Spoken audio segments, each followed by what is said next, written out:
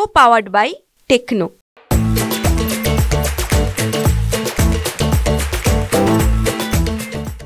लक्ष्मण हाके यांना काल पुण्यातल्या मराठा आंदोलक कार्यकर्त्यांनी जाब जो आहे तो विचारला आणि मराठा आंदोलकांकडून आपण पाहतो की दावा करण्यात आलेला होता काल लक्ष्मण हाके यांनी मद्यप्राशन जे आहे ते केलेलं होतं। मात्र आज पुन्हा एकदा सकाळी खरं तर लक्ष्मण हाके यांनी माध्यमांवरती याच आंदोलकांवरती टीका जी आहे ती केलेली आपल्याबरोबर अनिकेत देशमाने त्याचबरोबर लक्ष्मण हाके यांनी जो आरोप केला होता मते नावाचा कार्यकर्ता सुद्धा आपल्याबरोबर आहे। अनिकेत, नक्की काल काय घडलेलं होतं? हा सगळा प्रकार झाला, त्यांचं असं म्हणणं आहे की मी दारू पिलेलो नव्हतो, नक्कीच ते दारू पिलेले होते असं तुम्हाला वाटतं?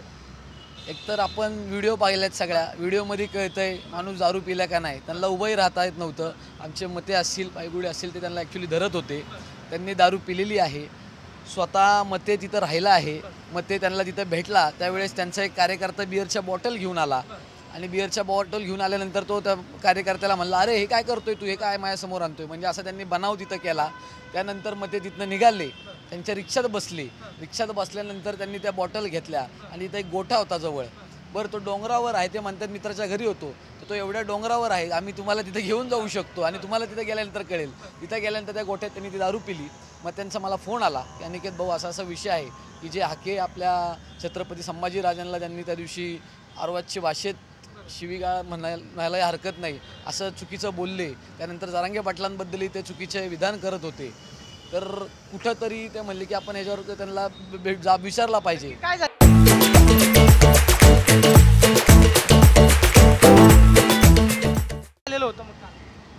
दादा मी तिथे गेल्यानंतर मी तिथं हाकेसाहेब बसलेले होते। हाकेसाहेब बसलेले असताना मी तिथं थांबलो होतो, तर एक त्यांचा सहकारी दोन शागमध्ये 2 बिअरच्या बाटल्या घेऊन आलेला मी बघितला आणि त्यांच्या समोर बिअरच्या बाटल्या ठेवल्या। त्यानंतर त्यांनी सांगितलं रूम त्या गोट्यामध्ये ठेव, आपण तिथं घेऊ।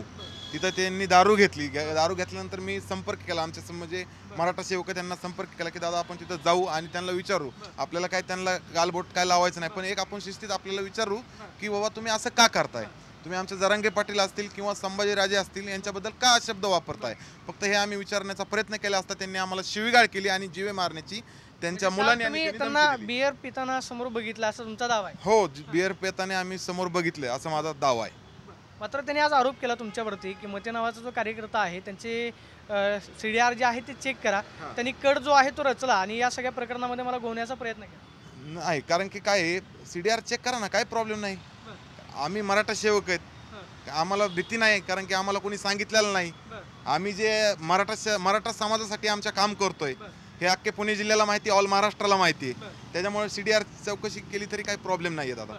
ते असं म्हणतात की तुम्ही कट रचला?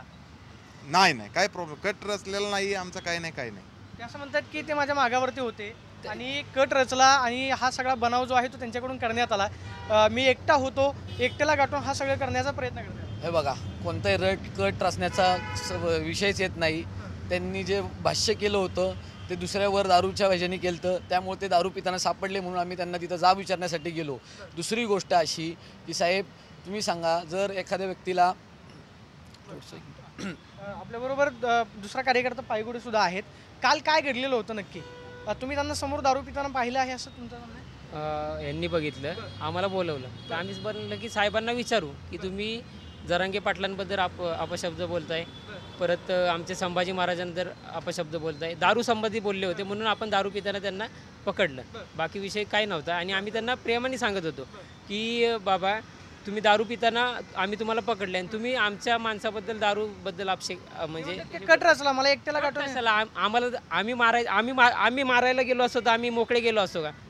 आम्हाला त्यांना मारून भेटणार काय? आमचा आणि त्यांचा मारायचा काय संबंध आहे? असा विषय ना, मारून आम्हाला मारायचंच नव्हतं, मारायचं आम्हाला मारामारी, आमच्यावर एक तरी गुन्हा आहे का आम्ही मारामारीमध्ये असा आरोप केला आहे की छत्रपती संभाजीराजे या सगळ्याच्या पाठीमागे आहे?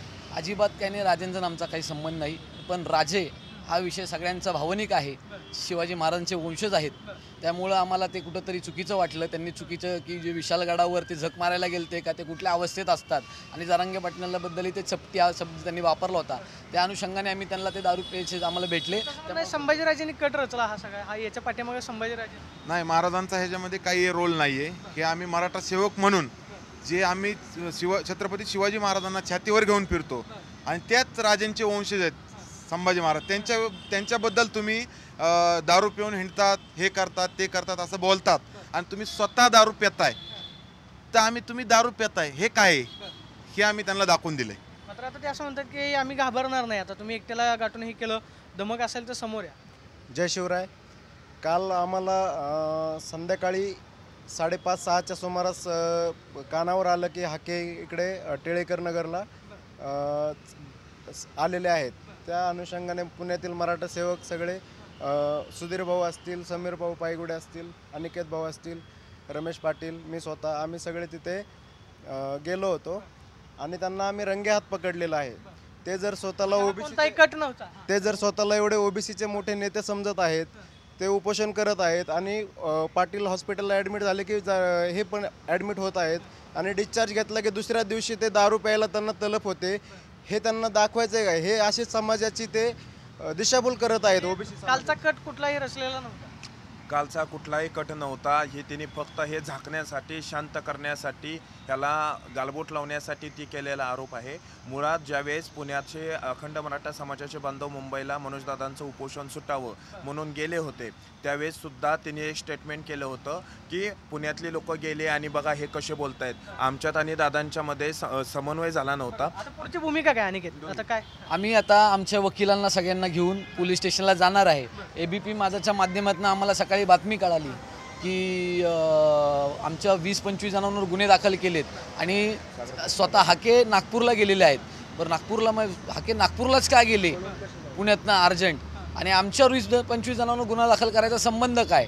आम्ही तर त्यांना फक्त जाब विचारायला गेलतो ना, आम्ही त्यांना मारहाण केली ना, शिवीगाळ केला. उलट आमच्याकडे व्हिडिओ आहेत, त्यांनी आम्हाला स्वतः शिवीगाळ केला आहे. आणि दुसरी गोष्ट की सकाळी ही कळली बातमी की त्यांचा जो वैद्यकीय प्राथमिक अहवाल आहे तो पॉझिटिव्ह आलेला नाही आहे. तर जर त्यांचे ब्लड सॅम्पलच पोलिसांकडे अजून असतील तर कोणत्या उद्देशाने मीडिया म्हणा किंवा कोणी हे डिक्लेअर करतंय की ते निर्दोष आहेत? त्यांची पुढची भूमिका काय? पोलिसांकडे काय मागणी? त्यांच्यावर गुन्हा दाखल करणार आहे, कारण आमच्या बांधवांवर आणि मला स्वतः जीवे मारण्याची धमकी त्यांच्या कार्यकर्त्यांकडून आलेली आहे. आत्ता सतत यांना आपले मते धमकीचे फोन येत आहेत. हो, मला सकाळपासून एक मिनिटही फोन बंद नाही. सारखे धमकीचे फोन येत आहेत, तुझं लोकेशन पाठव, तुला भेटायचं आहे, आम्हाला समोर दाखवतो तुला काय येते. सकाळपासून मला धमकीचे फोन येतात. हडपसरमधून फोन आला मला आत्ता 5 मिनिटं झालं की तुम्हाला भेट, तुला दाखवतं काय येतं. सकाळपासून मग पुढची भूमिका काय? आता काय मागणी असणार आहे? मला हाके साहेबावर आणि त्यांचे 2-3 सहकारी होते त्यांच्यावर गुन्हा दाखल करायचा आहे.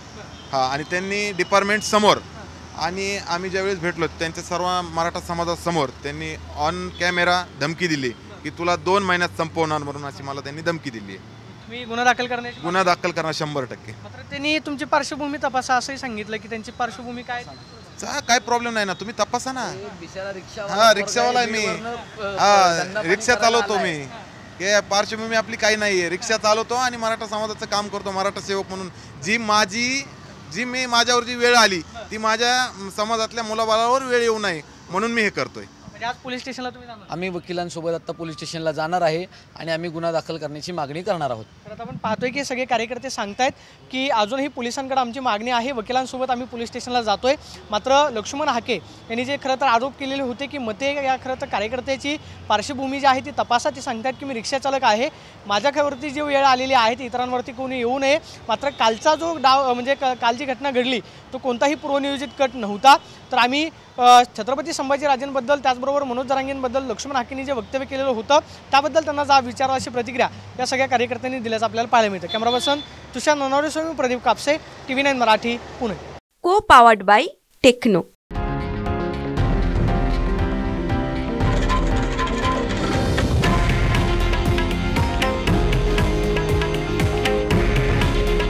हे आहे देशातील नंबर 1 न्यूज नेटवर्क आणि आपण पाहत आहात TV9 मराठी. काळजी तुमची, हित महाराष्ट्राचं.